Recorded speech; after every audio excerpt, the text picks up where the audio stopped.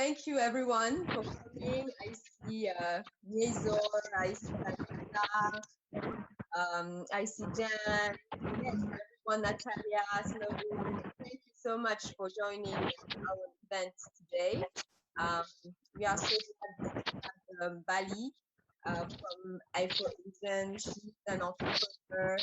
She's an amazing woman. I met her for the first time at our AfroAsian event, and you know, she know me maybe on the groups, but she still came and she supported us. She came to you know, do the filming for our events. I'm very, very grateful for that. And that is her spirit. And the day after that, I went to meet a friend at a brunch, and without planning it, she was there. And I think it was destiny. And then I had time to discuss with her. And she told me about what she was doing and the ups and downs that she encountered being an entrepreneur in Africa and in China.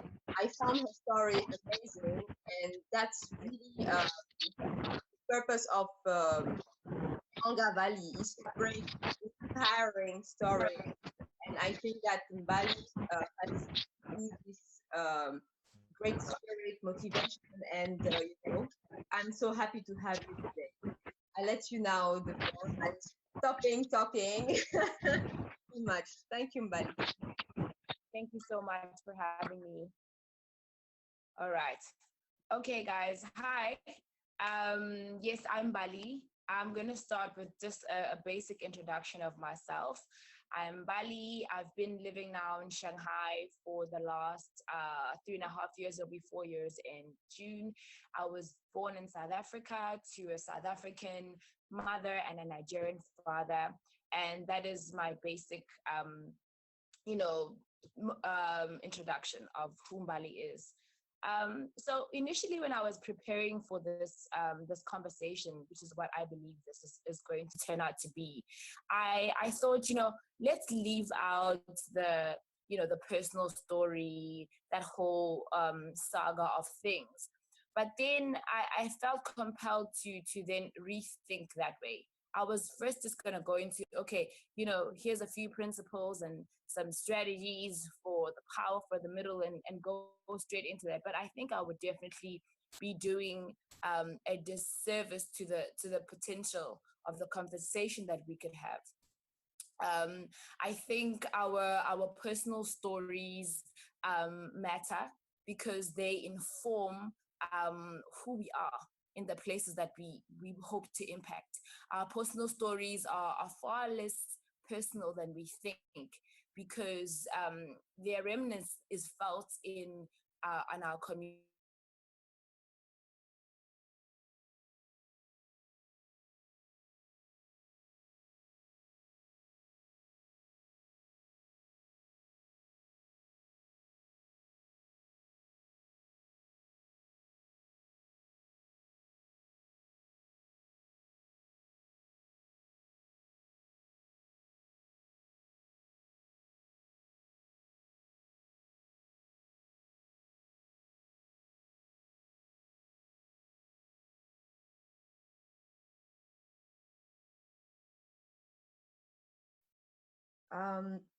Mbali, I think we lost the audio. I cannot hear you anymore.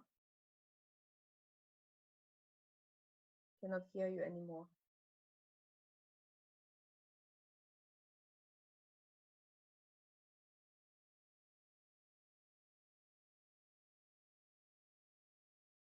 Oh, yeah.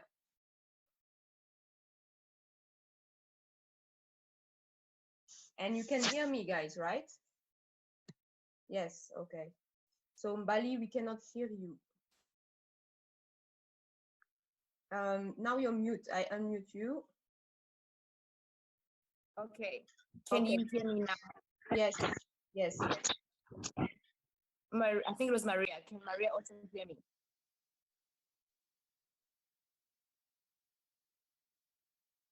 Yes, all good now. You're back. Okay. So let's start again. So I was just about to go into my my personal story, because I think our personal stories carry so much value for the things that we pursue, for the things that we want to impact, even in our entrepreneurial journey, in our entrepreneurial journeys. In our personal stories lies solutions to problems, lies innovation, lies potential conglomerates to what the world needs. So let me tell my story, and let's see what we can find in our stories. So I grew up in a country that was plagued with apartheid for a long time. And by the time it was my generation growing up, it was that transitional point. And so as a child, I was a first. I was the first Black child in a white school, so to speak. I was the first one in my family to do gymnastics, the first. And so this is the kind of upbringing that I had, but it wasn't void of challenges. It wasn't void of having to prove yourself as good enough, as authentic, as worthwhile, having to fight for your place in the playground, take your place on the chess team. All those things were part of my very early childhood. And within that, I developed a strong will, an entrepreneurial spirit started to rise up in me, and I opened my first business at the age of 11. So my mom used to buy ice cream from this guy around the corner. I don't know where he got his ice cream from, but his ice cream was 50 cents. So think about that as like what, 25 cents in RMB, and for one ice cream. And so I was like, oh wow, I could pitch this to my principal and potentially make a lot of money selling ice cream at school. So I started doing that, and we sold the ice cream for 3 to 4 times more. And that was my first encounter with entrepreneurship. Now, the reason that business failed is because the cleaners at the school started to steal the ice cream from the fridge, right? And we had no way of securing our ice cream because our stock was going missing and there was absolutely nothing we could do. So after a successful month or two of selling ice cream, we had to close down the business because we had problems with security. So that was business one. Then I moved on to high school, and in high school I was one of those somewhat overly opinionated kids. I started being a little bit rebellious because I didn't agree with the schooling system and so forth. But in high school, I started my second business, which was to take photographs. Now, back then, we used to use Kodak photos, and you have to go somewhere, get it developed, and then bring it back. And I used to charge about like 3 kwai, which was a lot of money at the time, to have those photos developed. And then that went to the next business, which was selling my poetry. So I started writing in high school, and the girls used to buy the poetry and give it to their boyfriends or cover their books with it or whatever the case is. So as just as a being, I've always had that kind of entrepreneurial spirit and been supported by my parents to go and pursue these things. The reason the photography business stopped is because smartphones came around, and then my business became obsolete. So as a young entrepreneur, I didn't have the ability to then plan forward as what do you do when that happens. The poetry business then stopped because then everybody would just copy, and so it became a copyright problem. So that continued, and I went on to university, and during the first year of the end of my first year in university, my mom passed away. She passed away from pancreatic cancer, which meant for the first time in my life, I kind of had to find inspiration outside of my mother. So she was my biggest cheerleader. Oh, you want to sell ice cream? Let's make it happen. I'll give you the capital, or I'll do this. Or you want to do this? I've got you. So for the first time, I didn't have my cheerleader. I didn't have that person that was like, oh, okay, I got you. And I, instead of grieving and going through that process, I then decided, no, she wouldn't want me to do that. She wouldn't want me to cry. She wouldn't want me to be sad, so I'm not going to be sad. I'm just going to keep going and move forward. which is a mistake. Okay, so we will get into that, and we'll tie it back to how our mental health and our emotional health actually affects who we are in the marketplace. So I went on, and into my 20s after graduating, I started to be fueled by something different. So before, I was fueled by encouragement and love, and all those things were fueling the things that I was going after. But for the first time in my life, and I didn't realize it at the time, I was being fueled by fear. So fear was the fuel that I was using to pursue anything. And I would do it differently, but this is important to note this part of my life. So I was fueled by fear, and I was like, no matter what happens, I do not want to die with my dreams in my hands. I do not want to die. I do not want to ever be on a deathbed and say, oh, when I get out of this bed, I will do such and such. I will pursue this entrepreneurial business. I will start this. I will start that. I want to be pursuing what I believe to be called for, no matter what, no matter the cost, no matter what it means. If I'm broke, then so be it, but I'm going for my dream. And in so doing, I found myself doing so many things at the same time. I was like, okay, sure, I can dance. I'm going to go for dance classes. I can sing. I'm going to try that out. Oh, I want to make a difference in the community. So I'll try and register a nonprofit organization. All the while, I'm only like 21, 22 years old, and I have no mentorship, no financial savvy, nothing to help me in my journey. And I haven't dealt with my grief. Okay, so the story continues, and I start something, using, say, whatever money I was making from modeling jobs, because I had started modeling after my mom passed away, in order to pay for my tuition. But nothing was enough, because I didn't have the right tools to know how to invest, to know how to look for basic things like collaborating and mentorship. So what then ended up happening is that everything that I tried, everything that I put my hands on from a business perspective, whether it was social entrepreneurship, whether I was starting a mobile clothing business or hair business, whatever it was that I was doing, would always come to a stop. Because at some point, either I would run out of money, because I need to choose. Am I going to restock, or am I going to pay rent? Am I going to eat, or am I going to get more product? Or, that became my continuous struggle, until I got to a point where I was like, you know what? I'm not an entrepreneur. I'm not made for business. Everything keeps failing. Let me just go get a desk job and try to be a normal human, So I went on to work for a company called Pirelli Tires as the marketing assistant. And there I learned a lot of skills. But but the same thing that was causing me to not succeed or holding me back in my entrepreneurial adventures started to creep into whether I was going to succeed or not, in the conventional workspace. And the reason that I emphasize this point is that often we neglect, we try to deal with the things outside. Like, is it because I didn't get capital? Is it because I'm not doing the right things on social media? Is it because of everything outside of us? Before we look inside ourselves, that's where we look for the problem. Is it because I don't have a 9 to 5?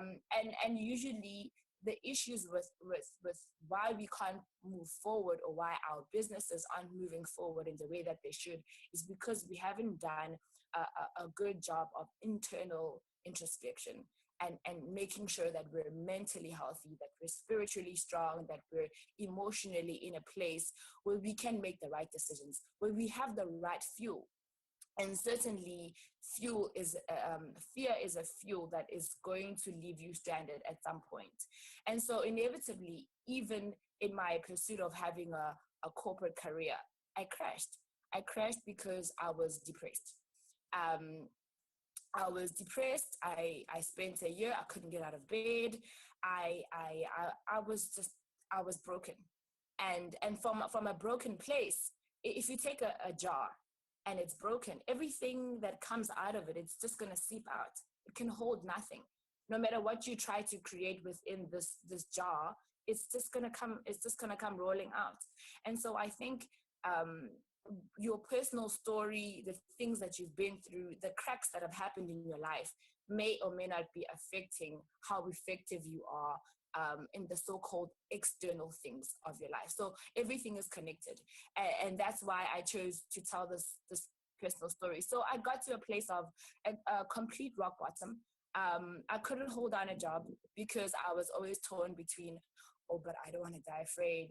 I don't want to die with all my dreams, but I really need to pay rent, and I really need to look after my little sisters, and it was also unstable and uninformed by wisdom, and not coming from a place of peace, that it all came crashing down on me. And I remember being, at rock bottom, to the point of homelessness, to the point of not knowing where I'm going to sleep tonight, to the point of I don't know what I'm going to eat, and I've got a bag, but where do I sleep today? And it wasn't until I was completely undone, completely unraveled, that I was still enough to be forced to have a conversation with myself, because I kept myself so busy. I'm doing the next thing. It's the next big idea. It's this, it's that, that I hadn't taken time to just listen to me, the inner voice.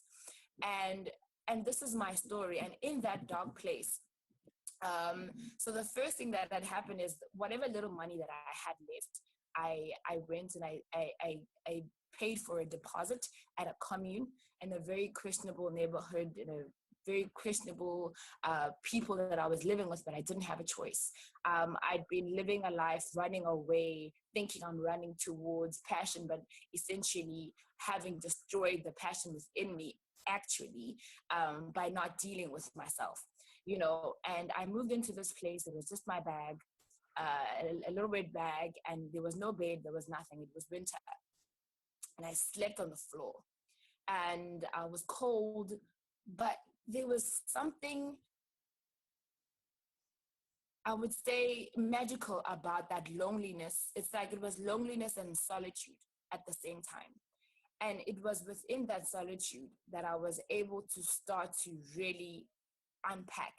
Hey, Mbali, remember you lost your mom like about a couple of 100 years ago? Remember that?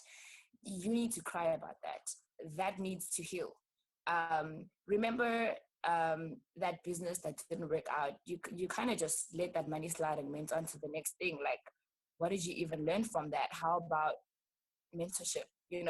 I had to sit down and say, Mbali, if you don't stop, if you don't learn, you're going to keep finding yourself in the same revolving door, and it's going to be another decade, and you'll be stuck in the middle or the bottom of the middle. And through that journey, what I realized was, when you are still, then your character starts to build up again.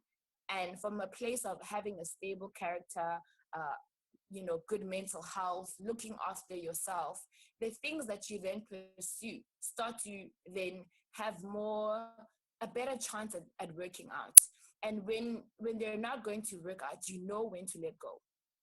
So I started to heal.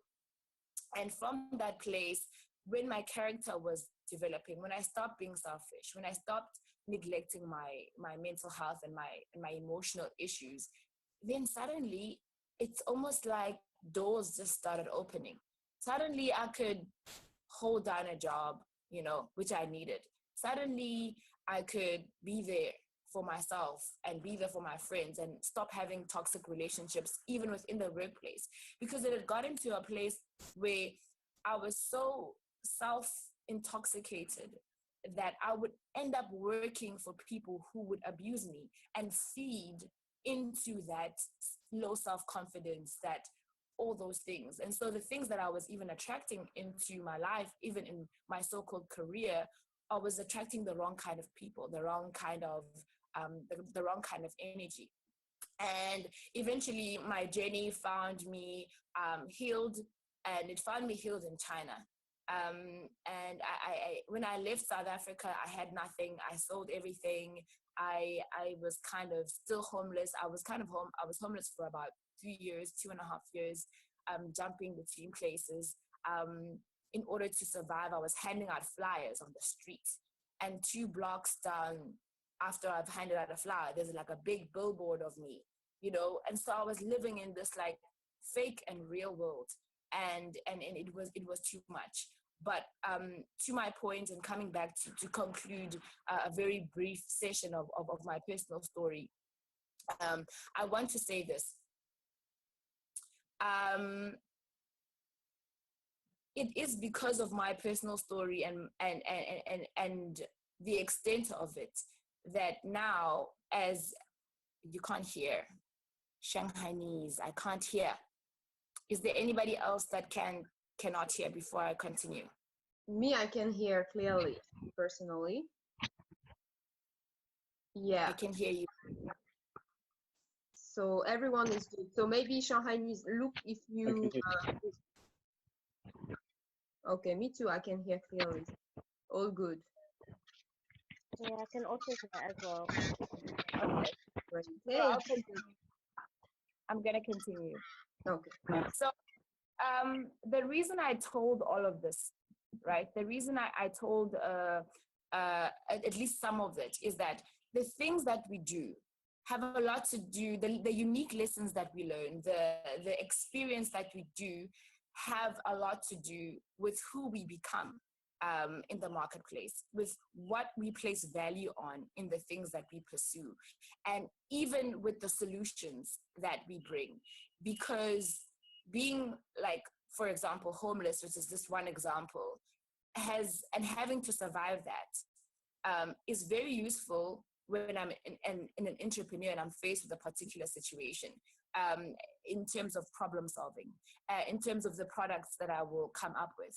Then I know, like, oh, okay, actually, this is what happens. So here's a potential solution to homelessness. Here's a potential solution to entrepreneurs that don't know how to manage their finances. That's a whole business on its own, you know. Here's a potential solution to looking after the mental health of entrepreneurs. Because the truth is, there's a lot of, if you watch TED Talks and all these amazing motivational speakers, there's a lot of talk about the people that are invited to talk are the people that made it, right? The people that have already, you know, established their business are flourishing. It's usually not the person in the middle, you know. It's usually not the person that's trying to figure it out. It's usually not the person that is homeless and still has that entrepreneurial fight in them. It's usually the person that's already made it, and somebody needs to be talking to that middle level entrepreneur and supporting them. And within that is the whole business, you know, where what happens to the entrepreneur who's in the middle, who feels alone, who is about to go bankrupt, whatever bankrupt means for them, even if they've given up all their savings to start their business. How do we look after that? How do we look after the mental health issues that entrepreneurs face? How do we look after the financial issues that we face? What is there in terms of collaboration and support for an entrepreneur and all that kind of stuff? And that's why I was really excited to be there when Accelerate launched, because I think it starts to kind of address some of these issues that we face as small business owners and so forth. So before I continue, my main point for sharing part of my personal journey is to encourage you to look in your own narrative, right? In your own story, and see where you can find a solution, where you can find a potential gap, because your story is so unique that it can only be birthed by you. The things, the lessons, the experiences, the potential problems that you could solve, the innovation that you could have. You don't have to always look very far for the next biggest idea. Usually it comes from your own narrative. Okay, so that's the main reason that I wanted to share that, and that it is important to not neglect it, because it will inform how you build your corporate culture, and how you navigate tough situations as a leader when you do get to that place of progress. Without me talking too much, I'm gonna give an opportunity just literally for 5 minutes, and I want you to think about your personal story, search it for solutions and innovation and principles, and maybe you could share, using your own narrative. What can you draw from it in terms of, I don't know, either an idea or principles that are going to be useful not just to you but to the entrepreneurial community, that you perhaps have already thought of, or just realize that, hey, maybe there's a gap there. Would anybody like to share before I move on?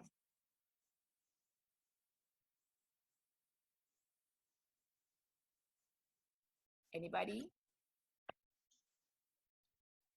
So anybody wants to share?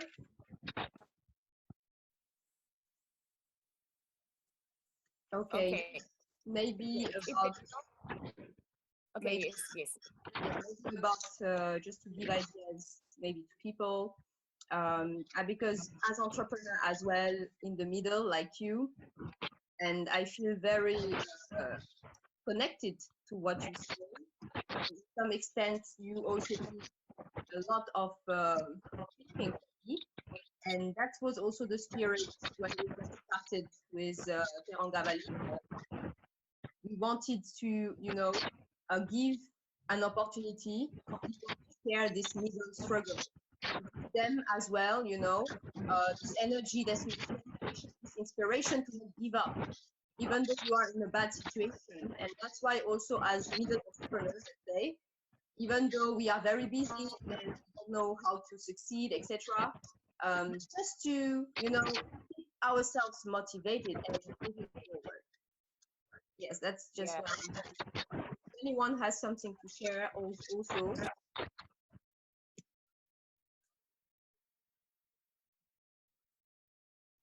Okay, so anybody? Okay, fine. If nobody else has something to add or to share, I'm going to move on to the next part. I think it's a raised hand, if I understand. Yes. So? Okay. Hi, guys. Hi. Can you hear me? I can, yes. Okay, great. Sorry. Okay, I'm using the phone for the first time, so I don't know how to respond.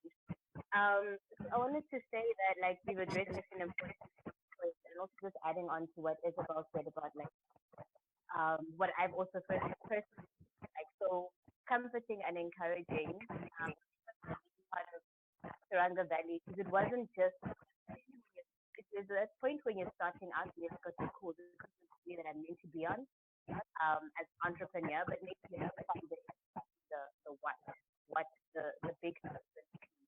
And just in terms of your journey and looking at how started off selling ice cream, it was something else, just how in different stages of your life, the what of your entrepreneurship comes and changes, but the spirit of being an entrepreneur does not leave you. And I think what I really, really just took away from that is that it's so important to have a community that helps you when you haven't really established the what. And you're meeting people not who have not your Bill Gates or your Mark Zuckerberg or all of them, because that seems so unattainable, You're getting to talk to people who are okay, I figured out but I haven't really figured out lip. And there's so much value in learning from people who are still on the journey as opposed to people who have made it. So Exactly. thank you so much for sharing your stories, because that helps it helps know that it's okay to still be figuring it out. And there's just levels to figuring it out, because you figure one thing out and then there's the next thing that you must figure out. And also as an entrepreneur, often you are social, which means that your mental health means that marketing department, finance department, if you're not okay, there's no marketing, there's no finance, there's no anything. And just as we go to take a step back to really just look after yourself and your mental health in order for you to actually continue as a business, because you often are the marketing, finance, all of the departments in one. So it was really good to just really relate to different parts of the journey and like the importance, as well as just taking care. I really appreciate it. That's all I wanted to add. That's awesome. It's true. It's true, and I think it's like the world and the reality that we're navigating at the moment is all about creating an image of I've made it already, you know. And so a lot of entrepreneurs, like middle ground small business entrepreneurs, suffer from a premature marketing, over marketing or over branding that looks to everyone or outside like, oh wow, it's done, it's good, it doesn't need help, it's not struggling. And I think of course there's a place for all those things, but I think there needs to be a space of authenticity where you can just be like, guys, I don't know how to make a website and I can't afford a website designer, and I've been struggling for 5 days just with this one button. I can't click it from here to here, you know, because depending on where you are, that can be a breaking point for you. And to have a buddy system or something like that, you know, where we can hold each other accountable at different parts of our journeys and have this really strong network so we can all have a high chance of survival. Because let's face it, a lot of us never actually get past the middle to the next part, you know. So I think it's important to be truthful, and that's difficult sometimes. So thank you for sharing. I'm going to move on. At the end of this part, I will be giving away a prize. So please be attentive. Okay. Here we go. No, it's not for you. It's for anyone else on the call that is not an organizer and doesn't know me personally. Oh man. All right. So here we go. We've spoken about our personal story, and this is now where it comes into practical use, potentially practical use, and how we could possibly navigate what is the middle. These are just 3 of the thoughts that I have. It would be great if we shared, so that we can all kind of learn from each other and have like a pool of potential strategies or go-to things when we find ourselves in this place. So the first one is don't rush. Don't rush. There's actually purpose. There's such a big purpose for the middle. And although it at the beginning of the middle, it seems like a very uncomfortable, like an uncomfortable place you need to rush through so that you can get to, you know, your Bill Gates level, your Steve Jobs level, whatever, whoever your mentors are. You know, it feels like you just need to sprint through the middle. And the thing is, if you don't pace yourself through the middle, if you don't approach it like a marathon, the likelihood of you making it to the next part is. So my advice is understand that there is value, there is purpose for the middle. The beginning is kind of, it's fun, it's exciting. You're still like, yes, I just got this idea, and you go, and it's blah blah blah. And then there's like that place of where all that business is over, right? And now you have to deal with the reality of actually building this thing. Now it's like the foundation.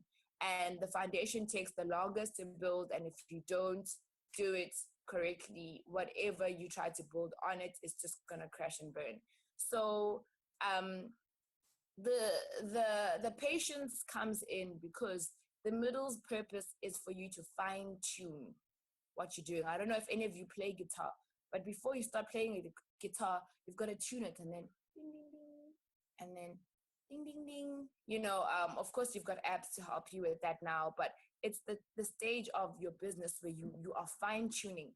And that means you're working out the things that nobody will ever see. you're working out your own work ethic that you're going to impart on others. You're working out things like contracts, how to do a contract that is very specific and tailored to your business offering. You're potentially studying during that time. You're looking at legal ways of getting interns to do the things that you used to have to do, like posting on social media and stuff like that, in a way that is not exploiting them, because this is where you're also building your corporate culture. So the things that you do at the beginning, the things that you establish as a culture right here in the middle, don't think you're suddenly going to forsake them when you are at the top. So as much as we are about, cutting costs and blah, blah, blah, blah, in the middle is where we determine whether we're going to become the kind of leaders that don't pay people properly, don't play our part, don't know how to collaborate, that are competitive in an unhealthy way. This is where you really figure out the character of the business that you're building. And so character takes time to build, and building the character of your business is not something you can run away from. It's not something you should shy away from. Is something that you should take the time to establish well, lest you crash and burn and find yourself homeless, quote unquote, in terms of your business, So take the time to fine tune. This is the backstage part of your business. And it's often the, unseen, uncelebrated things that happen at this stage. So don't rush. It's about fine tuning. Okay. That's the first point I'd like to share. Secondly,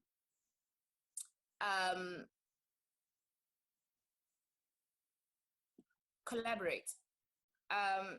The middle is a good time to form relationships, to see who is aligned with your vision, because this is where you're really getting clear about your vision and your mission, and where you're pivoting, So who are you aligned with? Who do you want to be aligned with in the future? And this can be individuals, this can be companies that are already ahead of you, that you kind of look up to. It can also be fellow entrepreneurs that are where you are. It can be upcoming, those that are still at the very beginning. So this is where you learn, you establish your network, because you can't expect yourself to have a network suddenly when you get up there if you haven't worked on it. And what network does your business need? Do you need to know what the innovators are doing? Is it a logistics network that you need to start building? And the one thing that I can say about networking is that networking, I feel, long-term networking is not about showing up at events and chatting to everyone and getting everyone's WeChat. It's actually about genuine interest in someone, genuine interest in someone's vision and mission. Because there's a difference between that and knowing how to have multiple conversations with many people. When you have a genuine interest and you actually build genuine relationships during that stage of you being in the middle, those are the relationships that you can call on, that you can trust in the future. That you can establish a good working relationship, because your vision and your work ethic is aligned. So define what true collaboration or what true networking is, and don't get caught up in being a social butterfly, even though you might be good at that and it might be what you need to do. Really being aligned and really collaborating requires a level of authenticity that sometimes the term networking lacks. So collaborate. This is where you meet your potential business partners. By this time, you've probably shared a few, and you might have some trust issues, which is not a bad thing, because you're wiser and you know how to choose better moving forward, things like that. So collaborate. The middle can be a lonely place, but you aren't alone. You don't have to be alone. There are many ways of reaching out and getting to a place where you can meet people that are like-minded and like-hearted, like-spirited. Okay, cool. Geez, I'm sweating up a storm here. All right, cool. And the last point is remember what you learned, because you're going to need it to teach others. So whatever lessons that you learn during the establishment of your foundation, which happens in the middle, remember it. And also remember that there is more than one middle.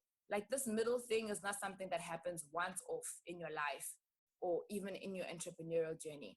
The end of one middle and reaching the end of that and getting to so-called the destination is the beginning of the next beginning, and then eventually the next middle. So we all went to preschool, we left, we started in baby class, and then we ended up in kindergarten, K2 or whatever.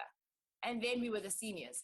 That was the end. At some point we had a middle. Then we had to start primary school. At some point we had a middle, and then we had high school. And so life is like that, but so is entrepreneurship. So get comfortable with the fact that the middle is a necessary part of this journey, and it's one that repeats itself. When you get from one middle, there's always another one coming. So whatever you learned, whatever you do, remember, it's not for you only, right? It's for the people that you're going to impact. One day you're going to employ juniors and interns, and they're going to have to navigate their own middle within whatever their job description is. And if you don't know how to guide them through that, if you haven't taken the time to take note of the things that you're learning and conquering in this middle stage of your business, then how are you going to lead them? So everything that you're learning, it's necessary, not just for you, but for the people that you're going to potentially mentor in the future. Embrace the middle, don't be afraid of it. However, don't build a monument there. Like, okay, I'm in the middle, that's it, I'm done. Thank you, we're gonna build a mansion here. How about we make a highway? The middle is the middle. It's like you're going through it. Don't build a monument in the middle, because sometimes the middle can look like a rival. Like, hey, yeah, we got a few clients, da da da da da da da. Always challenge yourself to exceed where you are and progress and go further. Always reach for the next end so that we can get to the next middle, so that you can truly reach like the fullest potential of your business vision. And yes, that's pretty much what I'd like to share with you guys today. Every finish line is also a starting point. So embrace the middle, make use of it. And yeah, that's it. I'm going to open a Q&A. Just if you have any questions to ask me, and then I'm going to ask a question, and then whoever answers it correctly will get a prize, and we'll say what that prize is when we announce the winner. All right. So the floor is open to you guys. If anyone wants to ask a question, maybe write it or tell it into the chat, so we can give the floor one by one.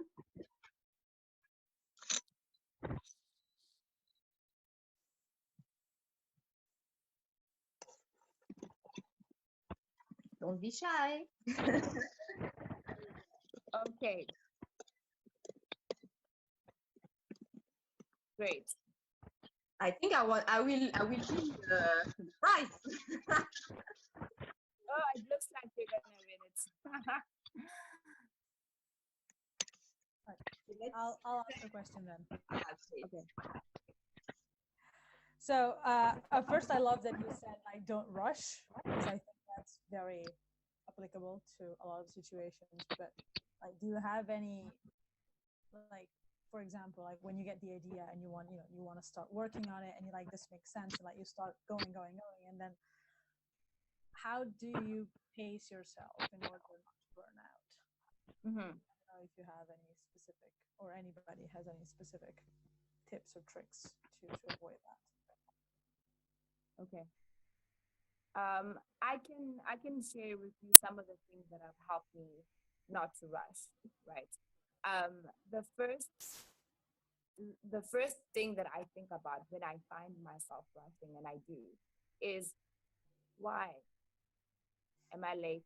You know, I ask myself questions like that. Like, why am I so late for? Why do I feel like I have to rush? And so then I go back to the motive of my rush. Sometimes you have to do things quickly within a certain amount of time because there's a deadline and you have to deliver. But sometimes you want to write a play now, release it next week, and have it hit the billboards like in a month, you know. And I think to question your motive often brings you back to a place where you just like literally plan. So on a practical level, I have a calendar, right? I have a calendar.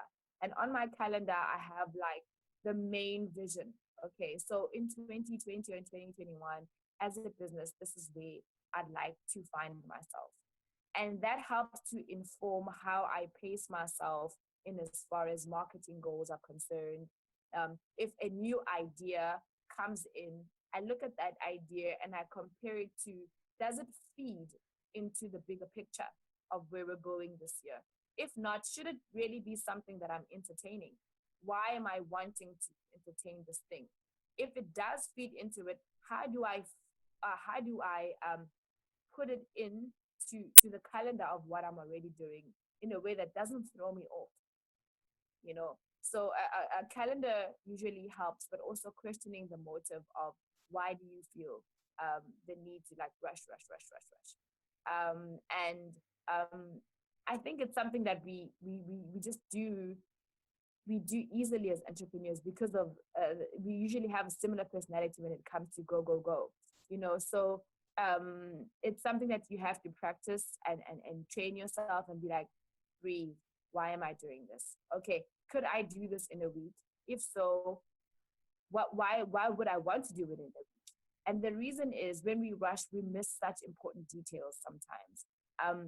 We miss that second chance to edit. You know, it's like writing an article and then just publishing it before giving it a second read.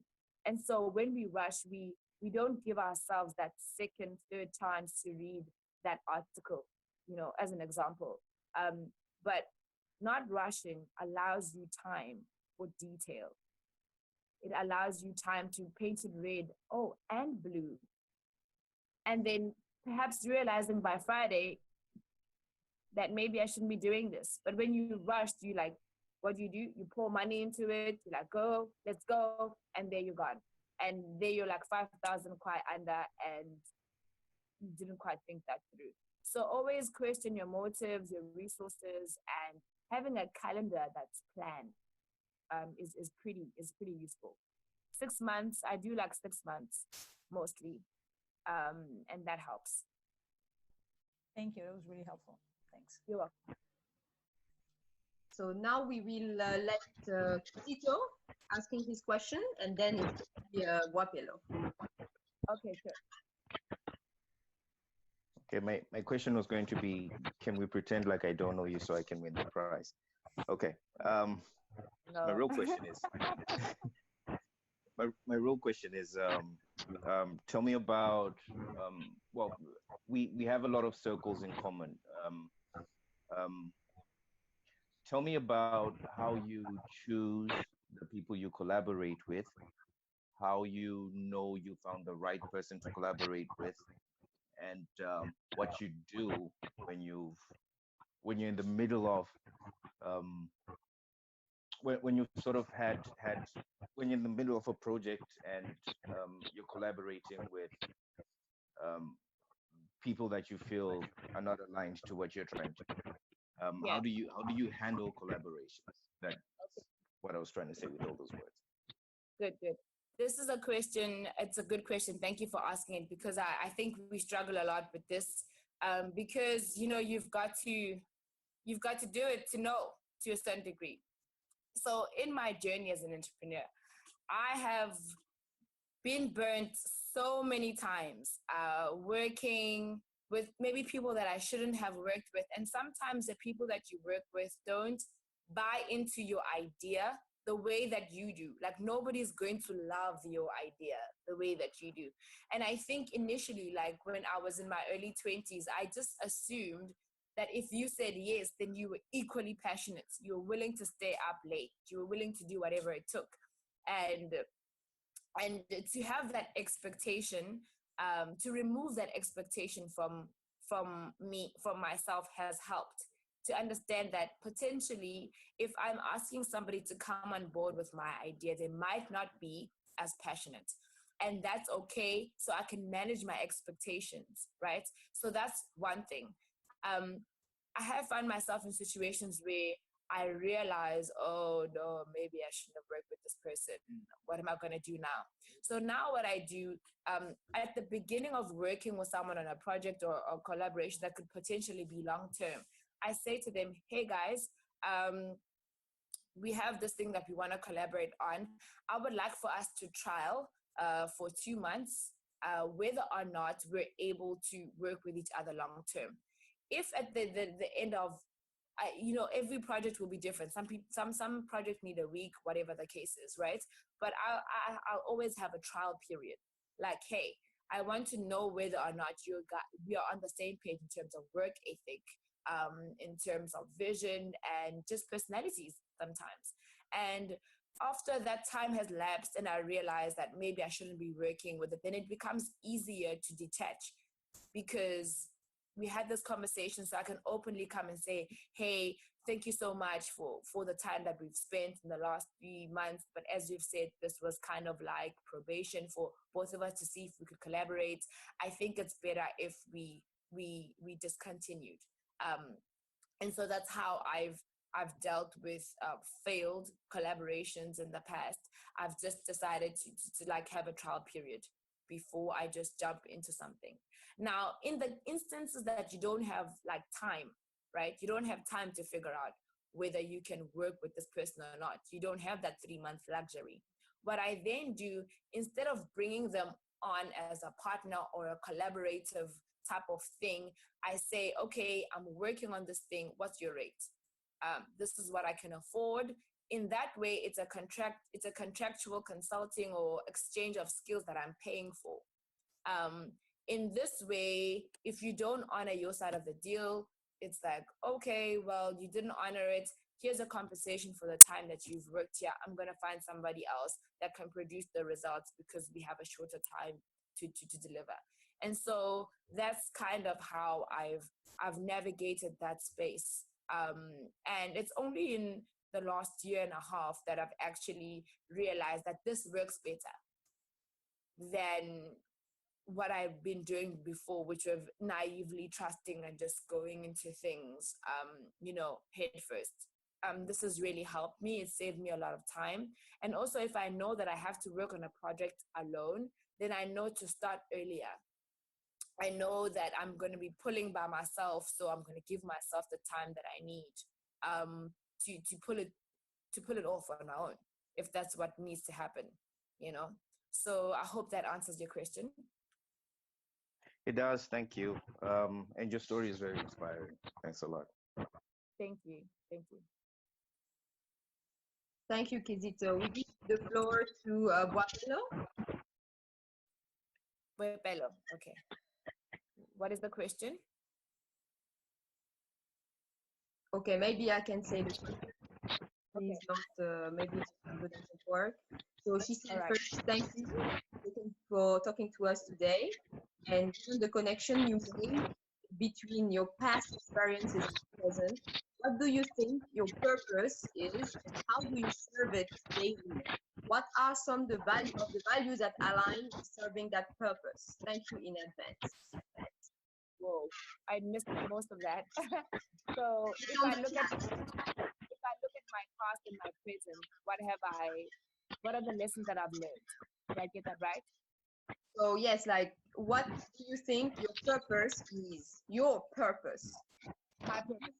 And how do you serve it today? Like daily? I think, okay, so I don't know how this is gonna come across, but I think personally, and I really believe this of a lot of people, I think we have more than one purpose. We are dynamic human beings with so much ability that I think it's almost impossible that we only have one purpose.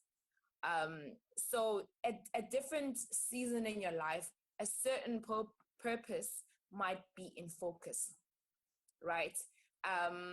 But I mean, on a spiritual, personal level, outside of the things that I hope to birth into this earth, my purpose is to love, right? I think my biggest purpose in life is to love. And everything that I do is an expression or an extension of my desire to bring love onto the planet. So that informs how and why I build the businesses that I build, or why I am the person that I choose to be to my friends, to strangers, to fellow entrepreneurs. It all goes back to, I believe that I was born to love, and that is a purpose that encompasses all the sub purposes within that. So that's what I believe my purpose is. Thank And you. then she had a second part to that question, I think. Yes, I think you replied very great. Is my microphone better? So Okay, there was an okay, so I have another question from Ramsey. So when do you know when to employ, even if it's part-time? when do you When do you know when to employ? when to employ? Yes. So when to start hiring people? Yeah. I think when it comes to collaborating, I'm not sure, but I think overall it's important to have savings, right? I'm not going to talk about funding and investing right now. If you can't look after you have no business employing. And that means if, for example, you already have an office space and you are working from home, if you can't take care of the basic needs of you, the individual, the person that is responsible for fueling this vision, you have no business employing anyone. And by that, I mean your personal finances are intact. You have your emergency fund, you have medical insurance, because if you get sick, then what happens? You are saving for a rainy day for yourself personally first. After that, for your business. So, for example, I mean, in as much as possible, if COVID strikes, will you still be able to survive it for, say, 4 months or 6 months? So the principles that you apply financially for yourself personally, some of them are applicable to your business, no matter how small or big your business is. So at this stage, for example, I cannot afford to employ anyone, because that means I've taken responsibility for this human being's financial well-being.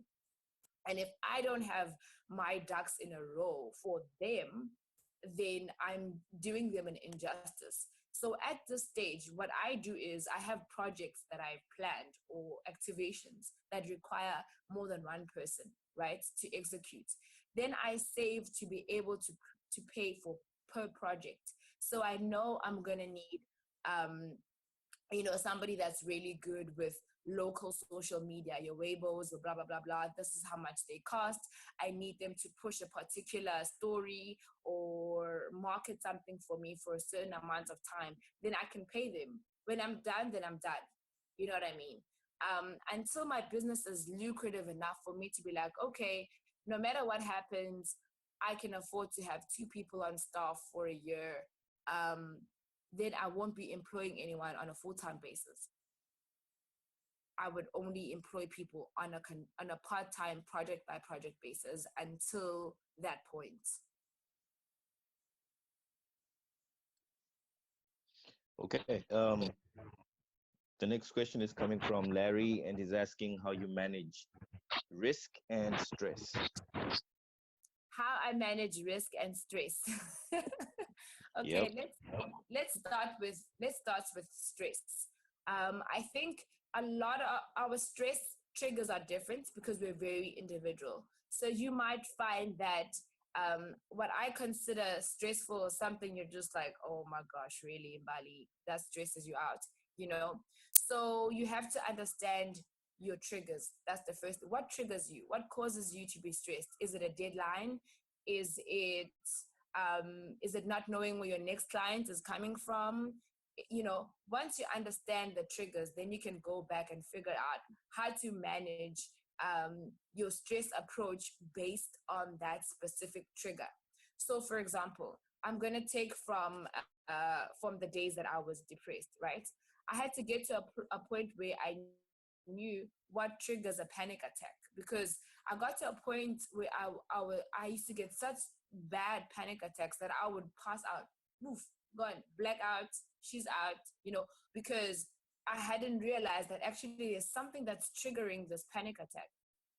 So when I would come out of it and when I started going on the journey of healing, I was like, oh, when I think about things I can't control, that's what triggers a panic attack. When I think about past relationships that broke my heart, when I think about, oh, maybe I should deal with that anger, from that past relationship. So it's always going to be unique to the trigger. What is the trigger of your stress? Look at the trigger, analyze it, and then uproot it from that point.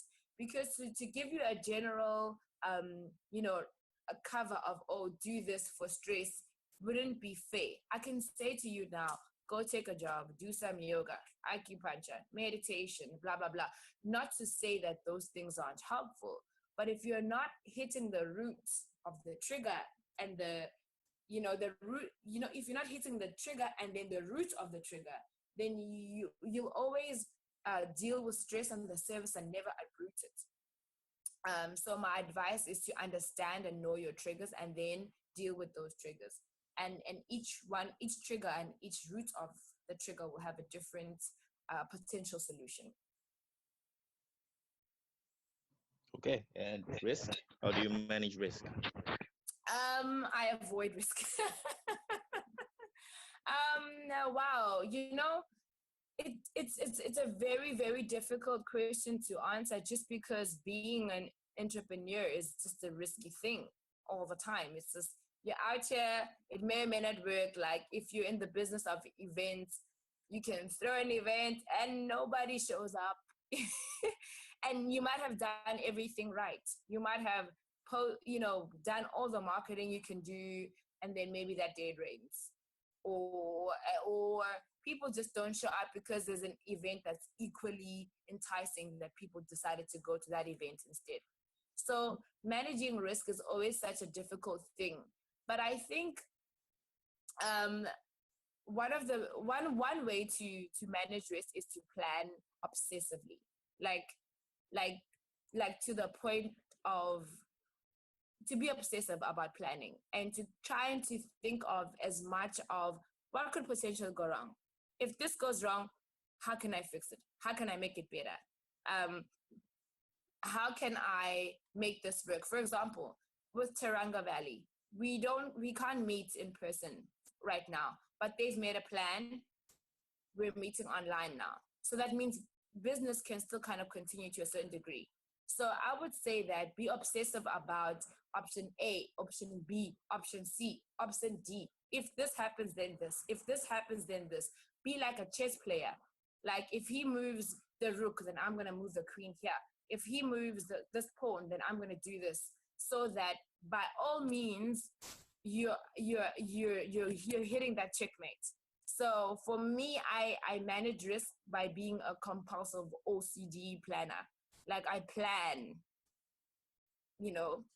if the DJ doesn't show up, then I've got a playlist and my own speaker, that kind of thing. So I think having multiple contingency plans certainly helps me to manage risk, as well as the stress associated with having to manage risk.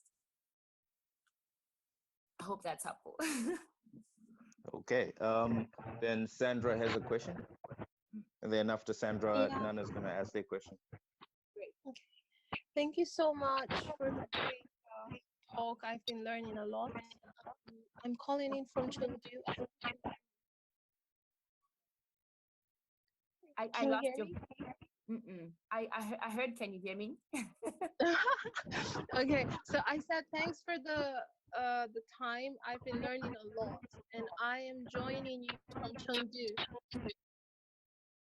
Thank you. Thank you all the way from Chengdu. Wow. Yeah. Okay. So my question is this: how do you know when you are at the middle point as an entrepreneur? How do you know that you've reached that middle point where you need to be more careful, more cautious? Are there any signs that can let you know that you are now at the middle point in your business or in your business cycle? Thanks. Okay. No problem. Okay. So like I mentioned earlier, there's different middles, right? There's always a start and a finish and a middle. And even when you get to that finish, that's the beginning of a new start and a next middle. So I think at the very beginning of your entrepreneurial journey, you're kind of establishing your idea. You're defining your idea, right? You're just like, okay, I'm selling potatoes, and these potatoes can dance. And you're like kind of in that stage. I'm describing the beginning now. Okay. So you're just kind of writing the story of what you want to do at a very basic level. This is what I want to do. This is what I can do with it. And then still at the beginning, you start sourcing products, you start sourcing suppliers. So you get the very basics of what you need to start a business done. And that is the products, the place, and the people. So you know your markets, you know who you're selling to, and you know where to source from. And that once you get past that point, when you have to start dealing with like details. So in order to get my potatoes from here to Shanghai, I need to use trucks or so when you have to start working out really fine details, like, oh, when I have a contract with KPMG, this is what it needs to look like in order that I don't get sued. Those are things that you don't necessarily deal with too much right at the beginning, right? So it's that place where you're literally laying the foundation of your business in terms of admin, in terms of energy and feel, the colors that you use when you start now putting it out there. What colors are you using? How do you want people to feel when they engage with your business? So you're dealing with marketing, the details of marketing. You're dealing with admin, like the hardcore details, the legalities, if you're in a partnership with someone. The middle is where you guys really iron out. Like, if you die, do I give this business to your grandma? Like, this is what the middle is. When you've established the basics after the start, but now you're going into the finer details of your business on every aspect of your business, like the admin, the marketing, the finances, the vision, what will we do when we get to the next end in the beginning? You know what I mean? I hope that helps. I hope that helps answer your question. Okay. Are there any more questions before I hand back to Isabel? Sure. Can you hear better I think I have now? one question. Yes. Sure. Go ahead. Okay, great. Yeah, we have a question. And Isabel, you sound much better. Yeah. So which question? I didn't see. Me answer. Oh yeah, go for it. Hello. Hi, hello. Thank you so much for your story, your training and all. I have a very simple question. Say situation whereby you started your business and of course it's already difficult, and then you got people on board to work with you, and you have this huge business that decides to collaborate with your business. Yes. And then after they collaborated with your business, and you now become an employee, and they now let go of the other people who were in your business. How does one manage such situation? I was in a similar situation, and they then were concerned about just the person who was the founder of the business and had to let go of every other person. So how does one plan and also watch out for such situations? Well, that's what happens. Okay. I just want to make sure that I understand your question correctly before I attempt to answer it. Okay. Okay. So your question is you have a business and maybe it's in its middle stage or it's a beginning phase and you got a big client Right. to business with to collaborate with. So maybe you're consulting for them or you're offering something to them, but there's some Yeah. sort of exchange, right? Yeah. Within your small business, you have you already employ a few people. Within the small business, we're already a team. Based You're on already this, a team. And so the big company then takes your kind of steals your team, right? takes the whole team in the name of one project, and in the end of the day, they're employing, uh, trying to make the main founder of the business stay in their own company and let go of every other person who is part of the other business. Okay, so basically the big company is trying to or ends up succeeding in kind of taking your team, right? Is that what I'm understanding? Initially, the stage was the project to be a collaboration between this iron company and the big firm, right? Mm-hmm. And along the line, while projects were ongoing, it was their own plan to get the founder, that is me, and let go of every other person. Maybe taking some simple projects and excluding other people's questions, and eventually having them not be a part of the whole idea. And at the end, it seemed like they had successfully gotten one person who they really wanted and let go of the other people who were already in a business already. Okay. I think this is a quite an intricate question that's going to need quite a bit of time. So what I'm willing to do is stay on maybe after the call and address it in as much detail and really understand how to answer it as completely and as wisely as possible. So if you don't mind, I won't answer it now. I will answer it after the call and make sure that I answer it as best as possible. Is that okay? That's okay. Thank you so much. Thank you. Thank you so much. I'm sorry for my mic is really working badly, but we are still here. I wanted to say for the middle, do you hear me correctly? I can hear you absolutely. Okay, great. For the middle, I think most of people I met and that are actually in our community are kind of in this stage. And it's true that the main troubles that everyone is facing is how to assess yes, how to collaborate, how to work together. Sometimes some people they might feel like they are stealing their ideas and they are working actually on the profit of someone else. So there is a lot of things to put in perspective, and maybe it's also interesting for you, President, to talk about that, how to collaborate in a healthy way, because collaboration is always good, but it's the way of collaboration, the feeling that can grow into the people that are interacting, how we can, and like Yeah. you said, for the expectations. Sometimes it comes from expectations. That's why you are not feeling safe, and then you cannot build up trust. So I think that is also a very interesting topic that, thanks to you, we are looking forward to have, maybe with you, maybe with a panel of discussion. And Yeah. thank you so much, Mbali. I'm so happy to have had you today, and I have a lot of reflection, and it really also gives me a lot of insight when you talk about the fact that you need to find inside yourself, because sometimes we are looking for mentors, we are looking for people who already succeeded, and we think that we will find solution outside of ourselves. But in this middle stage, we must get into ourselves and understand why we are doing like this, why we failed, why, how to make it better, how to improve things, what did we do wrong, how can we make it better, and getting the tools necessary to move forward. So who has won the gift? I'm curious. I'm gonna throw a question out there real quickly.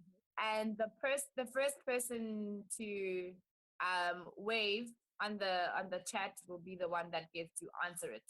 Okay, and then hopefully they get it right. So, what is the purpose of the middle, according to anything that we've shared today? What is the purpose of the middle? The middle part of your entrepreneurial journey, for those who have answered, who have just joined. What is the purpose of the middle? I don't see any hands. Wow. I see. From Shanghainese. oh, yes.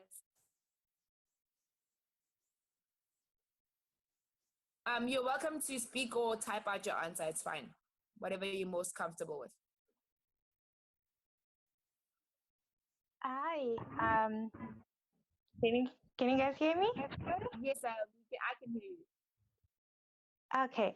So what I understand is the middle is basically where you start to build the foundation of your organization, where you start to think about marketing, admin, and. Good. Okay, great. Okay, so your prize is that you will get access to the next AfroAsian workshop, as well as the next big AfroAsian event. So the next workshop is going to be in June, and then the next big event will be after that. So congratulations. Just make sure that you get my details, and then I'll make sure that you get access to those two events.